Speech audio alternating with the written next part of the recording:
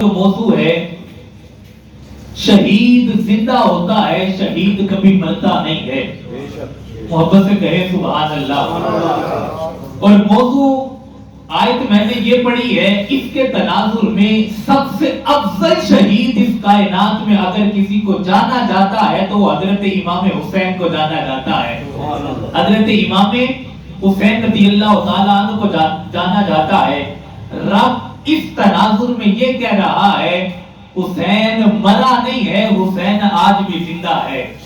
سورۃ البقرہ میں وَلَا تَقُولُوا لِمَن يُقْتَلُ فِي سَبِيلِ اللَّهِ، جو اللہ کی راہ میں قتل کر دیے جائیں، قتل ہو جائیں، ان کو کبھی اپنی زبان سے مردہ نہ کہو، یہ نہ کہو یہ مر گئے.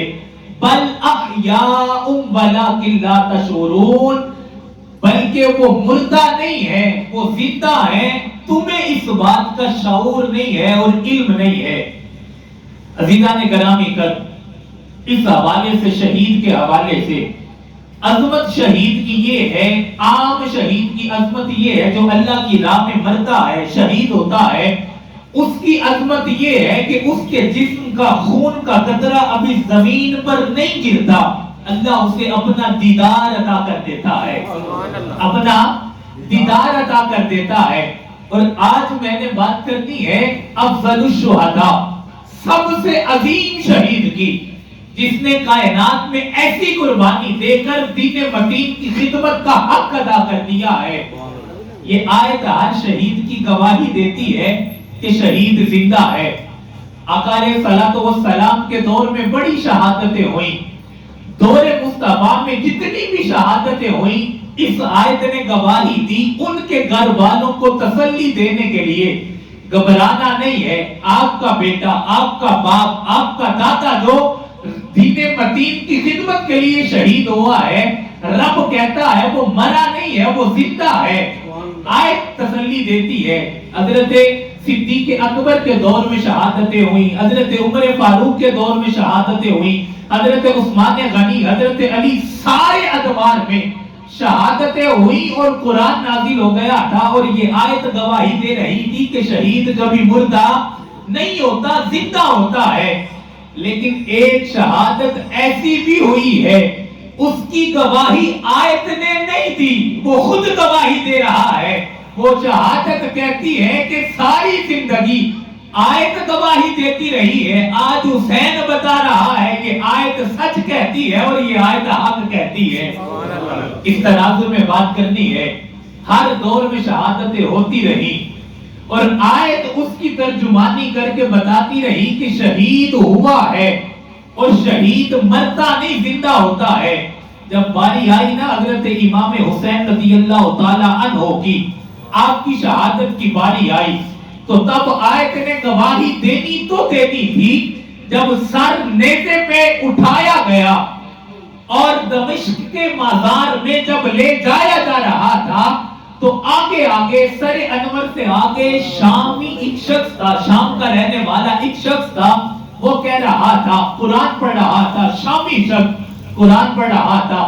ام حسبت ان اصحاب الکہف والرقیم کانوا من آیاتنا عجبا.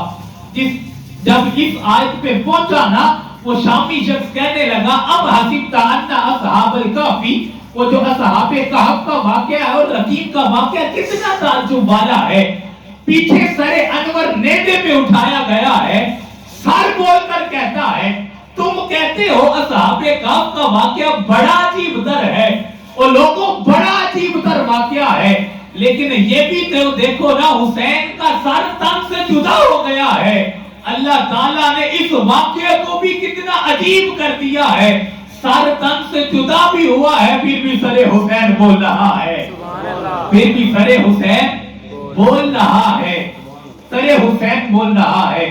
سر تن سے جدا ہے، سر تن سے جدا ہے، دڑ کہیں اور ہے، سر دمشق کے بازار میں سیر کر رہا ہے اور وہ بدبخت یزید اور ابن زیاد کے پاس لے کر جا رہے ہیں اور جا کر ادھر پیش کرنا ہے کہ ہم حسین کا معاذ اللہ سر لے آئے ہیں. شامی کہتا ہے ام حسبت ان اصحاب الکہف والرقیم کانوا من آیاتنا عجبا. اصحاب کہف 309 سال تک غار میں رہے. بڑا عجیب واقعہ ہے اور یہ کتنا تعجب والا واقعہ ہے. سر حسین بولا اور لوگوں وہ تو عجیب تھا ہی تھا. اس سے بڑھ کر بھی حیران بات یہ ہے سر نیزے پہ ہے پھر بھی حسین کا سر بول رہا ہے. پھر بھی حسین کا سر بول رہا ہے. اللہ تعالیٰ نے بولنے کی طاقت عطا کی. یزیدی پریشان ہو گئے. وہ جتنے بھی یزیدی تھے نا وہ پریشان ہو گئے. کہنے لگے سر ادھر ہے دڑ ادھر ہے. بولنے کی طاقت آئی کہاں سے؟ یہ بولنے کا مزاج آیا کہاں سے؟ یہ تو دونوں جدا ہیں. یہ یزیدی کا نظریہ تھا سر جدا ہے دڑ جدا ہے. حسین کے وجود سے قرآن پڑھنے کی آواز آ رہی ہے. یہ بات کیا ہے؟ مصطفیٰ علیہ السلام نے اس مسئلے کو حل کر دیا. یہ جو سر بولنے کی آواز آئی نا اسے روایات میں بھی بیان کیا ہے. امام جلال الدین سیوطی رحمۃ اللہ علیہ الخصائص الکبریٰ میں اسے بیان کیا ہے. لیکن اس کے حوالے سے ایک عقلی دلیل دیتا ہوں. پہلے آیت گواہی دیتی تھی کہ شہید زندہ ہے. ادھر سر نے بول کے بتایا ہاں واقعی آیت سچ کہتی ہے شہید زندہ ہوتا ہے. کچھ لوگ سوال کرتے ہیں نا کہ سر کہیں اور تھا دڑ کہیں اور تھا اور آقا علیہ الصلوۃ والسلام نے یہ مسئلہ حل فرما دیا. حضور نے فرمایا انی تارک فیکم الثقلین. پہلے بھی حدیث مبارکہ سنی ہے. آج اپنے موضوع سے ریلیٹڈ اس کا موضوع جوڑنا ہے اس کی بات کا تعلق جوڑنا ہے. مصطفیٰ نے فرمایا دو چیزیں تم میں چھوڑ کر جا رہا ہوں. فیکم الثقلین کتاب اللہ و اطرتی. دونوں باری چیزیں ہیں جو اس کو تھامے گا وہ کبھی گمراہ نہیں ہوگا. پہلی چیز کتاب اللہ اللہ کی کتاب اور دوسری چیز میری اہل بیت میری اطرت. آپ نے یہ بات پہلے بھی سن رکھی ہے. آج نئے انداز سے حدیث مبارکہ سنیں. حضور نے فرمایا دو چیزیں چھوڑ کر جا رہا ہوں. اطرت کے لیے بھی وہی لفظ بولا اور قرآن کے لیے بھی وہی لفظ بولا کتاب اللہ و اطرتی. اور لفظ کیا ہے؟ ثقلین. دونوں ہدایت دینے والے ہیں. جو اس کو تھامے گا وہ بھی ہدایت پا جائے گا. جو اس کو تھامے گا یعنی دونوں کو تھامنے والا ہدایت پا جائے گا. دونوں چیزیں ہدایت والی. بات بڑی قابل توجہ ہے. دونوں چیزیں ہدایت والی. فرمایا یہ دونوں چیزیں ایک دوسرے سے جدا نہیں ہیں. اگر کتاب کو دیکھو گے تو وہ اہل بیت سے ملی ہوئی ہوگی. اہل بیت کو دیکھو گے تو وہ قرآن سے ملی ہوگی. یہ کیسے ہو سکتا ہے؟ مصطفیٰ نے دونوں کو جوڑا ہو. یزید سر اتار بھی دے مصطفیٰ کا فرمان جھوٹا نہیں ہو سکتا. سر پھر بھی بول کر کہتا ہے قرآن نہ حسین سے جدا ہے نہ حسین قرآن سے جدا ہے. بات سمجھ آئی ہے نا؟ کتاب اللہ و اطرتی. قرآن جڑا اہل بیت سے ہے اہل بیت جڑا قرآن سے ہے. یہ دونوں ایک دوسرے سے جدا نہیں ہو سکتے. عقلی دلیل یہ ہے جسے مصطفیٰ نے جوڑا ہو اسے یزید کیسے جدا کر سکتے ہیں؟ اور ادھر جب کوئی ساتھی بنایا ہے قرآن کا ساتھی حسین کو بنایا ہے اور حسین کا ساتھی قرآن کو بنایا ہے. اب کسی کی دوستی اس دنیا میں کسی کی دوستی 1 سال ہوتی ہے کسی کی 5 سال ہوتی ہے کسی کی 10 سال ہوتی ہے کسی کی سارا عرصہ کوئی ایک محدود مدت تک ہوتی ہے. لیکن اب سوال ہوتا ہے جو دوستی کا رشتہ قائم مصطفیٰ نے کیا تھا یہ قرآن اور حسین کی دوستی کا یہ کہاں تک چلنا ہے؟ حدیث میں الفاظ ہے فرمایا انہما لن یتفرقا. تم کہتے ہو دوست جدا ہو جاتے ہیں ہاں جدا ہو جاتے ہیں لیکن قرآن اور حسین ایسے دوست ہیں زندگی میں کبھی جدا ہو ہی نہیں سکتے. فرمایا صرف زندگی میں دوست ہیں یا آخرت میں بھی دوست ہیں؟ حضور نے فرمایا حتی یرد علیہ الحوض. میں حوض کوثر کو لوگوں کو جام پلا رہا ہوں گا اور جب میں جام پلا رہا ہوں گا تب قرآن میرے پاس آئے گا اس حال میں اکیلا نہیں. اہل بیت قرآن کے ساتھ ہوگی اور قرآن اہل بیت کے ساتھ ہوگا. قیامت کے دن مصطفیٰ بھر بھر کے جام پلا رہے ہیں اور قرآن کا ساتھی اس وقت کوئی ہوگا تو وہ اہل بیت ہوگی اور اہل بیت کا کوئی ساتھی ہوگا تو وہ قرآن ہوگا. فرمایا حتی یریدا علیہ الحوض، حوض کوثر پہ بھی ساتھ ان کا ساتھ کبھی چھوٹے گا نہیں. حضرت علی کرم اللہ وجہ الکریم فرمایا قرآن علی کے ساتھ ہے اور علی قرآن کے ساتھ ہے. جب آقا علیہ الصلوۃ والسلام نے قرآن کا ساتھی حسین کو بنا دیا اور حسین کا ساتھی قرآن کو بنا دیا، اب ایک اور سوال پیدا ہوتا ہے، مصطفیٰ نے اہل بیت ہی کو کیوں قرآن کا ساتھی بنایا ہے؟ بات قابل توجہ ہے. ساتھی کسی اور کو بھی بنایا ہوتا، اہل بیت ہی کو کیوں قرآن کا ساتھی بنایا ہے؟ دل کی تختیوں پہ لکھنے والی بات ہے. ساتھی وہ ہوتا ہے جس کے ساتھ مزاج ملتا ہے. جس کے ساتھ مزاج ملتا ہے. مزاج نہ ملتے ہوں تو راستے جدا ہوتے ہیں.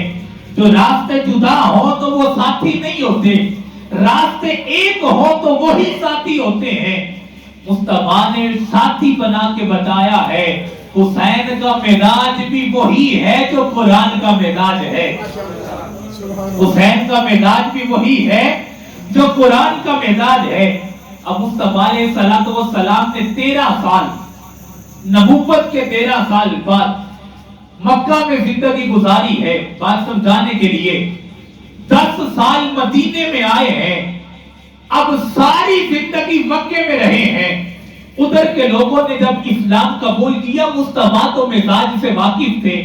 جب مدینے میں آئے تو بہت سے لوگ ایسے تھے جنہوں نے مصطفیٰ کو پہلی مرتبہ دیکھا، بہت سے لوگ ایسے تھے. اب مصطفیٰ نے اپنی نبوت کی نگاہ ڈالی اور نگاہ ڈال کر ان کے مزاج سے واقفیت حاصل کر لی تھی. یہی بات مواقعات مدینہ میں ہوئی.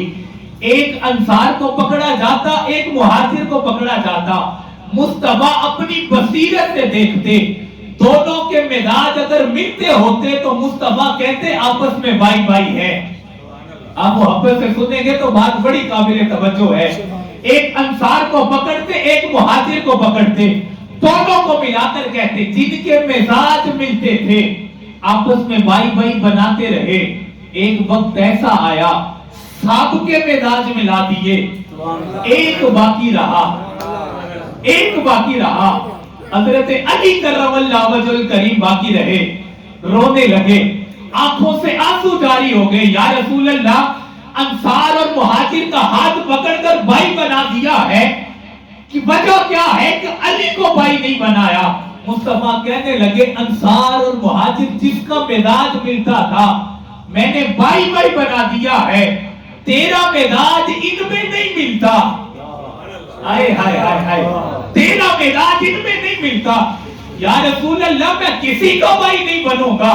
مصطفیٰ نے کہا اگر تیرا مزاج کائنات میں ملتا ہے تو محمد مصطفیٰ سے ملتا ہے، محمد مصطفیٰ سے ملتا ہے. انت علی فی الدنیا فی الآخرہ، اے علی تو دنیا میں بھی میرا بھائی ہے اور آخرت میں بھی میرا بھائی ہے. ساتھی وہ بنتا ہے جس سے مزاج ملتا ہے. قرآن کا ساتھی کس کو بنایا؟ حسین کو. کس کو بنایا؟ حسین کو. مزاج ملتا تھا. ایک بات اور کہو، فاطمہ کا نکاح حضرت علی سے کیوں ہوا؟ مصطفیٰ نے فرمایا اگر کائنات میں علی نہ ہوتے تو میری فاطمہ کا ہم پلہ کوئی ہوتا ہی نہ. یہ مصطفیٰ نے فرمایا ہے. اب مزاج علی کا مصطفیٰ سے ملا. مختصر بات کر رہا ہوں، فاطمہ رضی اللہ تعالی عنہا سیدہ کائنات کا نکاح علی سے کیوں ہوا؟ ہم بندہ کیوں تھے؟ مزاج ملے تو پھر رشتے چلتے ہیں، اور کائنات کا سب سے حسین جوڑا ہی فاطمہ کا ہے، علی کا ہے. کیوں نکاح ہوا؟ مصطفیٰ سے مزاج علی کا ملتا تھا اور مصطفیٰ نے فرمایا فاطمہ تو بضعۃ منی، فاطمہ میرے ذکر کا ٹکڑا ہے. علی کا مزاج مصطفیٰ سے ملتا ہے، فاطمہ کا مزاج مصطفیٰ سے ملتا ہے. دونوں کا مزاج مصطفیٰ سے ملتا تھا، اس لیے فاطمہ کا نکاح علی سے کر دیا ہے. اب یہ ہے مزاج ملا رہا ہو، मिजाज मिलवा रहा हूं। ये दोनों मिजाज मिले और जब मिल जाए तो कामयाब मंजिल मिलती है। जब कामयाब मंजिल मिले तो हसन हुसैन मिलते हैं। और सबसे खूबसूरत मंजिल हुसैन ने बताया करबला के मैदान में, लोगों अगर मंजिल दीने मतीन को बचाना होती है तो बताओ सारे जहान वालों को सारा जमाना हज करने के लिए जा रहा है, मुस्तफा का नवासा करबला के मैदान में जा रहा है, करबला के मैदान में जा रहा है। अब चंद बातें अपने मौजू के रिलेटेड कर रहा हूं। मिजाज जो मिलते हैं, अब एक तरफ कुरान का मिजाज देखना है और एक तरफ अहले बैत का मिजाज देखना है। 6-7 मिजाज मिलवाने हैं और आपके ईमान को ताजा करना है। पहला कुरान का मिजाज ये है, कुरान कहता है कुरान को पढ़ना इबादत है। ये कुरान, मैंने कहा दोनों के मिजाज, अहले बैत का मिजाज और कुरान का मिजाज मिलता है। कुरान पढ़ना इबादत है। किसी ने कुरान खोला, सूरतुल फातिहा पढ़ी, अल्हम्दुलिल्लाह रब्बिल आलमीन, कुरान कहता है इसे पढ़ना इबादत है। अगर अहले बैत को देखा जाए, मुस्तफा कहते हैं ज़िक्रुन अलीयुल इबादा। आप अभी उस मंजिल पे नहीं आ रहे। इधर कुरान पढ़ना इबादत, इधर अली का जिक्र करना इबादत। खुलासा दीन का ये निकला है, अगर सारी रात कोई कुरान पढ़ता रहे उसे भी इबादत का सवाब मिलता है। अगर कोई मस्जिद में बैठकर या जामिया मस्जिद फातिमा में बैठकर जुमा के मौका पर सारे खिताब में सिर्फ अली अली करता रहे, उसे भी कुरान पढ़ने जितना सवाब मिलता है। ये है कुरान और मुस्तफा का फरमान कह रहा। वजह क्या है? मिजाज मिलते हैं।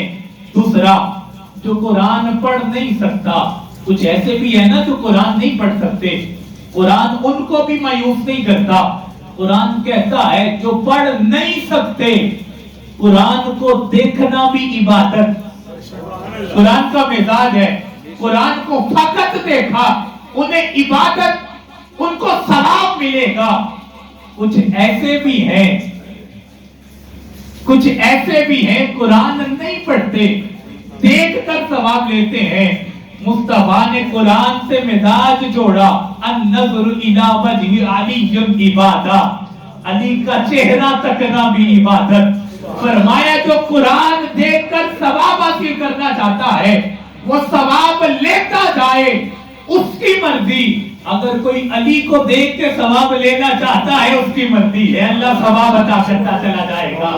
ये कुरान का मिजाज मिल रहा है। अब तीसरा है, कुरान सामित है, इसे कुरान सामित कहते हैं। कुरान सामित यानी खामोश कुरान है। अहले बैत नाती के कुरान बोलने वाला कुरान है। कुरान हुक्म देता है, करके नहीं दिखाता। बात किस तरफ लेकर आना चाहता हूं, कुरान हुक्म देता है, करके नहीं दिखाता। वह अकीमुस सलात, कुरान ने हुक्म दिया है, नमाज पढ़ के कुरान ने नहीं दिखाई। अगर दिखाई है तो हुसैन ने नमाज पढ़ के दिखाई है। कुरान कहता इन्नल्लाहा मअस साबिरीन, सब्र करने वालों के साथ अल्लाह हुआ करता है। कुरान सब्र करके तो नहीं दिखाता। अगर सब्र करके दिखाया है तो करबला के मैदान में हुसैन ने सब्र करके दिखाया है।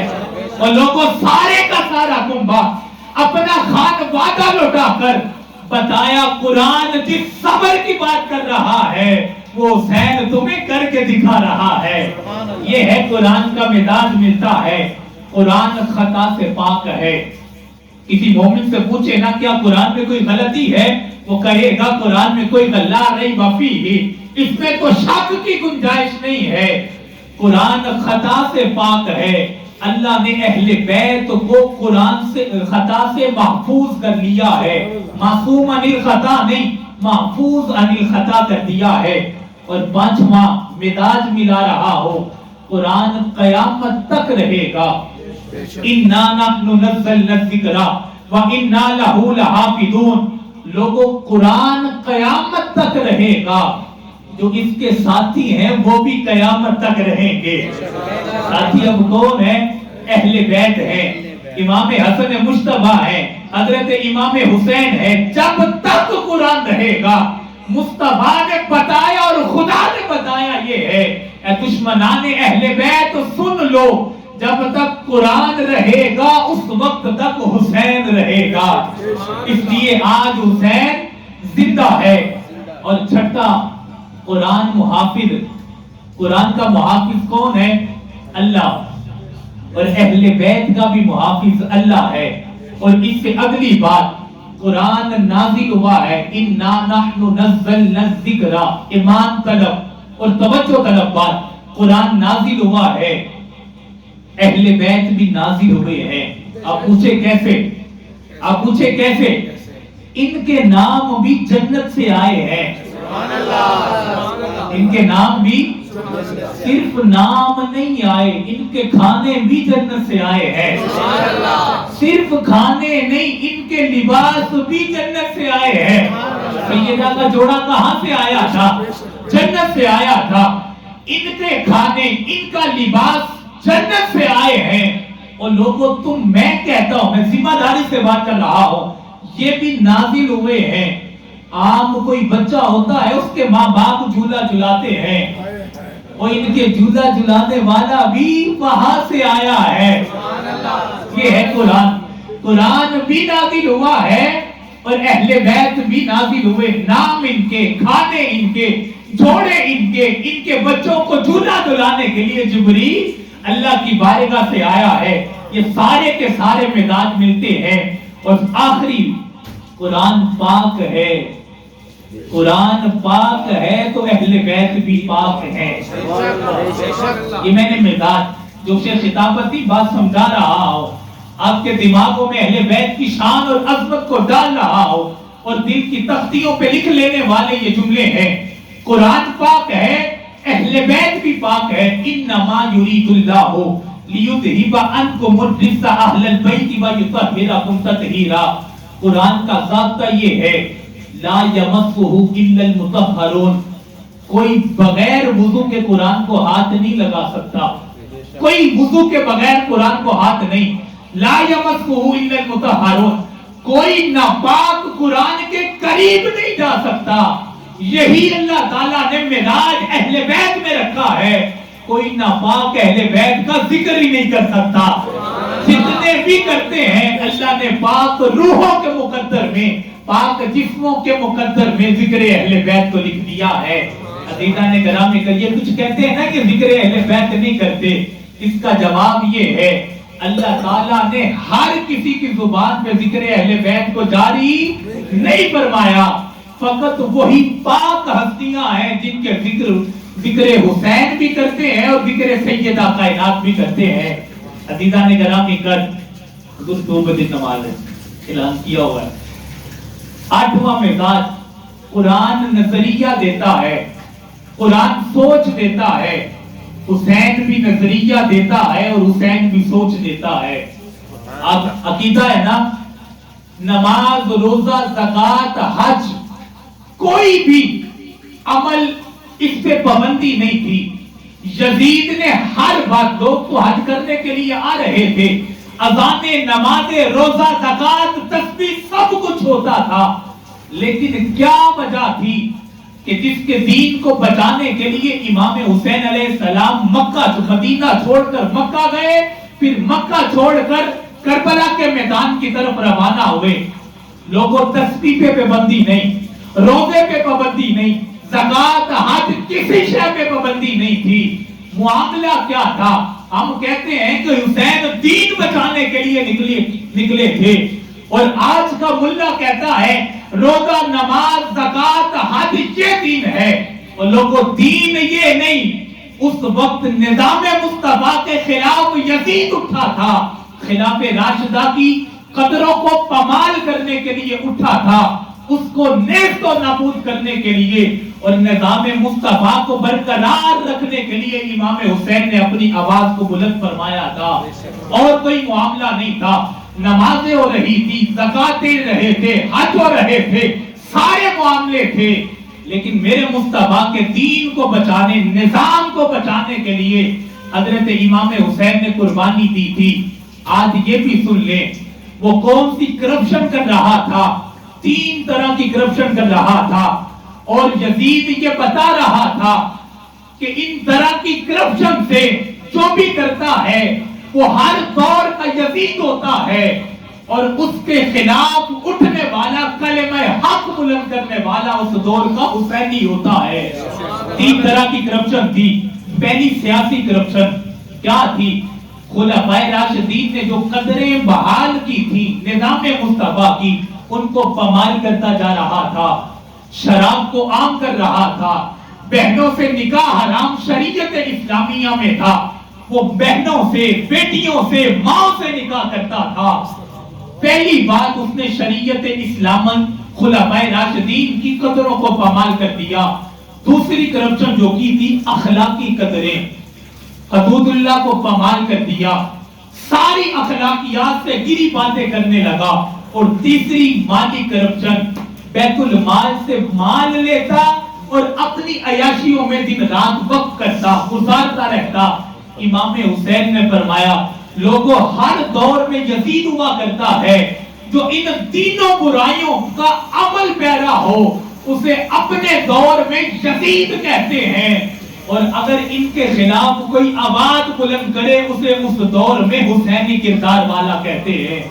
عزیزان گرامی یہ سارا جب واقعہ ہوا آپ جانتے ہیں اور آپ کو بخوبی علم بھی ہے۔ آج کا نوجوان سوال کرتا ہے، میرے مصطفیٰ نے 50 سال پہلے بتایا تھا بنو امیہ میں سے ایک شخص ہوگا یقال لہو یزید، اس کا نام یزید ہوگا، وہ میرے نظام کے خلاف اٹھ کر کھڑا ہوگا۔ آقا علیہ الصلوۃ والسلام نے جب نام لے کر 50 سال پہلے بتا دیا تو نوجوان کے ذہن میں سوال آتا ہے کہ بندہ خدا اگر امام پاک کو پتا تھا کہ قتل کیے جائیں گے، شہید کر دیے جائیں گے، تو کعبے کو چھوڑ کر کربلا کیوں گئے؟ اور لوگوں یہ صفت مصطفیٰ بھی ہے اور صفت خدا بھی ہے۔ یہ اللہ رب العزت کی صفت ہے کہ کسی مجرم کو سزا اس کے جرم کرنے سے پہلے نہیں دی جاتی۔ کیا رب کو نہیں پتا تھا جب ساری روحیں ہمارے باپ دادا ہمارے سے پہلے آئے ہیں، ہمارے باپ دادا ہمارے سے پہلے آئے ہیں، لیکن ہم سب کی روحیں عالم ارواح میں اکٹھی تھی۔ اللہ نے جب اعلان فرمایا تھا الست بربکم، سب نے کہا مولا ہاں تو ہمارا رب ہے۔ وہاں ابو جہل بھی تھا، فرعون بھی تھا، یزید بھی تھا، ابن زیاد بھی تھا، سارے موجود تھے، لیکن کیا وجہ تھی؟ اللہ نے ان روحوں کو پھر بھی آنے دیا۔ کیا وجہ تھی؟ اس پہ بات پہ حضرت علی کرم اللہ وجہ کریم جب کوفہ گئے نا 2 سال وہاں گزارے، وہاں لوگوں نے آ کر بیعت کی۔ ابن ملجم جس نے قد شہید کیا تھا وہ بھی بیعت کرنے کے لیے ہاتھ پہ آیا۔ اصحاب کو کہا، حضرت علی کرم اللہ وجہ کریم نے فرمایا یہ جو ابن ملجم جس نے میرے ہاتھ پہ بیعت کی ہے نا 2 سال کے بعد مجھ علی کو شہید کر دے گا۔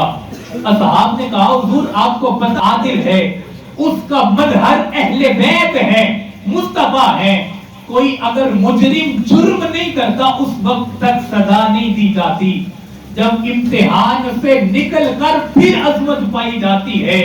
لوگوں یہ امتحان تھا، حسین امتحان میں کامیاب ہونے کے لیے گئے، اللہ نے سرخ رو کر دیا۔ میٹھے کا تب پتہ چلتا ہے جب کرواہٹ ہو، میٹھے کا تب پتہ چلتا ہے جب مقابلے میں کرواہٹ ہو، حسن کا جب پتہ چلتا ہے جب سامنے میں حسن عروج کو نہ پہنچ رہا ہو۔ اور لوگوں حسین کی عظمت کا کیسے پتہ چلتا اور یزید کی برائیوں کا کیسے پتہ چلتا؟ اللہ نے نکھار پیدا کرنا تھا، اللہ نے بتانا یہ تھا یزید لعنتی ہے، یزید جفا کا نام ہے، حسین وفا کا نام ہے، یزید کسی اور بدبخت کا نام ہے، سراپا صبر جس کا نام ہے اسے